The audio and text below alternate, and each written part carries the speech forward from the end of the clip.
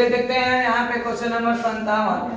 Question number 57 कहता है कि निम्नलिखित में किस दर्पण द्वारा किसी वस्तु का आभासी प्रतिबिंब प्राप्त किया जा सकता है। बबुआ, किसी भी वस्तु का आभासी प्रतिबिंब आपका दो ही दर्पण में प्राप्त किया जा सकता है, एक समतल और एक उत्तल। वास्तविक में प्राप्त होता है, लेकिन समतल और उत्तल के अलावा अवतल में भी एक कंडीशन में आभासी प्रतिबिंब प्राप्त होता है।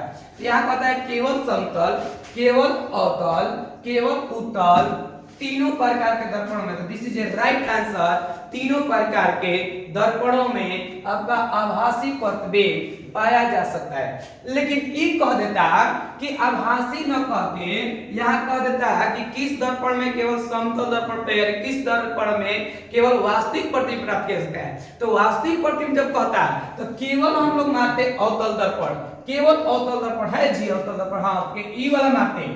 लेकिन यह यहाँ पे हमारा आभासी बोल दिया है, इसलिए यह नहीं होगा। This is a right answer, यानी इनमें से तीन। आगे देखते हैं क्वेश्चन नंबर आपका 58 बोलता है परावर्तन का, यानी परावर्तन का कोण होता है। तो परावर्तन का कोण क्या होता है? तो पहला कहता है आपतित किरण और दर्पण के सतह के बीच का कोण होता है। जी नहीं होता है।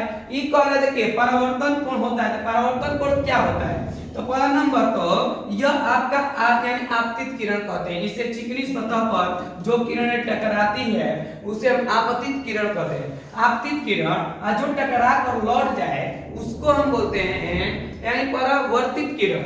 लेकिन जो आंकन बिंदु पर डाला गया अभिलंब है इसको बोलते हैं अभिलंब। आपतन बिंदु पर डाले गए लंब को अभिलंब कहते हैं। तो डियर स्टूडेंट्स, हमें आपतन कोण बोला है, देखिए स्पष्ट क्वेश्चन है परावर्तन कोण किसे कहते हैं। तो देखिए परावर्तन कोण यह आपका परावर्तित किरण और आपका अभिलंब के बीच के कोण को परावर्तन कोण कहते हैं, रिफ्लेक्शन एंगल, इसे R सूचित करते हैं। और आपतन कोण कहता है तो ई वाला हो जाता है आपतित किरण और अभिलंब के बीच के कोण को आपतन कोण और परावर्तित किरण और अभिलंब के बीच के कोण को परावर्तन कोण। तो कहता है परावर्तन कोण होता है, तो खोजिए किसमें कहां है परावर्तित किरण और अभिलंब के बीच का कोण।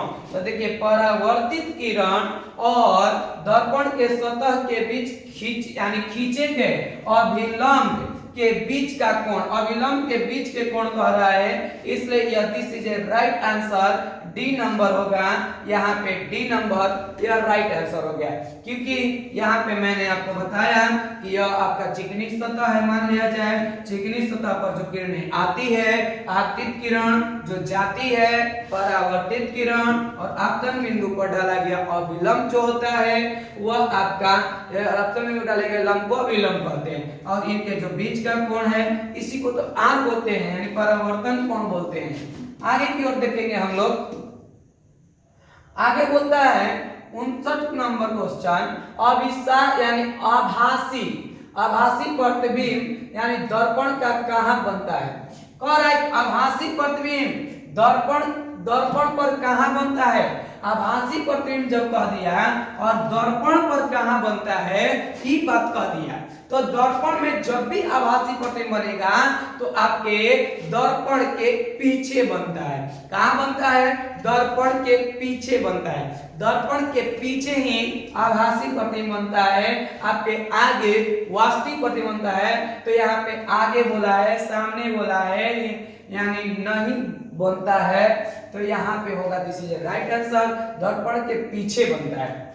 अगला क्वेश्चन नंबर 7। क्वेश्चन बोलता है निम्नलिखित में किस दर्पण द्वारा किसी वस्तु का वास्तविक प्रतिबिंब मिल सकता है। देखिए अभी ऊपर बताए हमने कि जब आभासी के जगह वास्तविक कह देगा तो एक ही दर्पण है जो वास्तविक प्रतिबिंब दे सकता है। उस दर्पण के नाम क्या है? उस दर्पण का नाम आपका अवतल है। आपका क्या है? अवतल है। तो अवतल दर्पण देखिए कहां है, अवतल दर्पण द्वारा ही केवल वास्तविक प्रतिबिंब प्राप्त किया जा सकता है। आपके अवतल दर्पण के अलावा और कोई दर्पण ही नहीं है जिससे हम वास्तविक प्रतिबिंब प्राप्त कर सके। चलिए आगे हम लोग जानते हैं और सीखते हैं। यहां से आगे की ओर क्वेश्चन 61 नंबर बोलता है, 61 क्या बोलता है? 61 बोलता है कि एक प्रतिबिंब का आकार हमेशा वस्तु के बराबर है तो दर्पण होगा। करेक्ट। एक प्रतिबिंब का आकार मतलब कोई वस्तु रखा गया है और उस वस्तु का जो प्रतिबिंब बन रहा है उस प्रतिबिंब का आकार सदैव यानी वस्तु के बराबर है। वही बात कहा है। देखिए कह रहा है कि एक प्रतिबिंब का आकार हमेशा वस्तु के बराबर है तो दर्पण कौन है?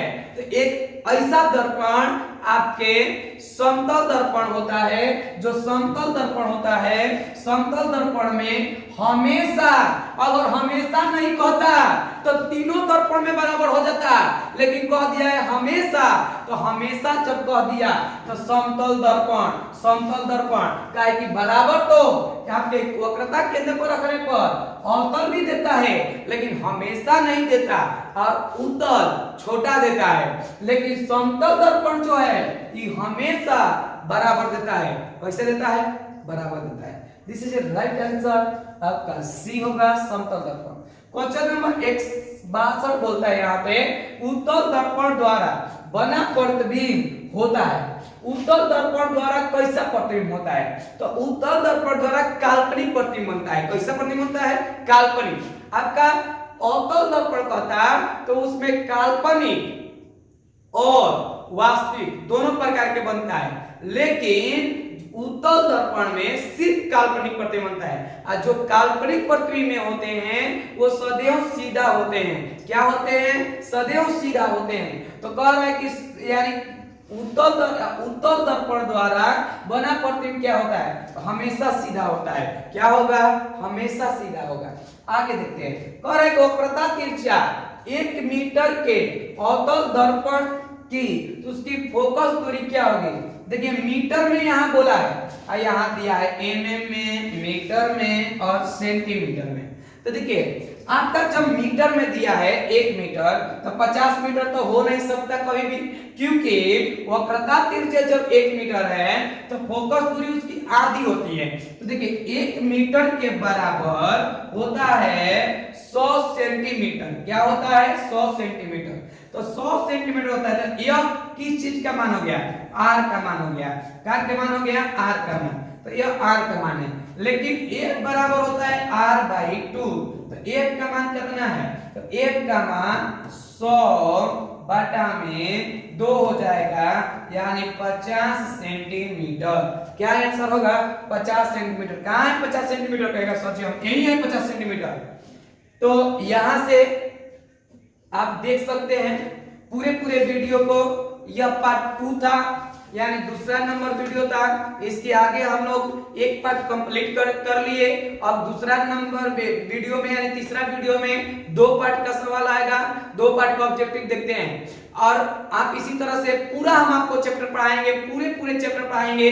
वो भी आपका 15 दिनों के अंदर में केमिस्ट्री फिजिक्स दोनों कंप्लीट कर देंगे।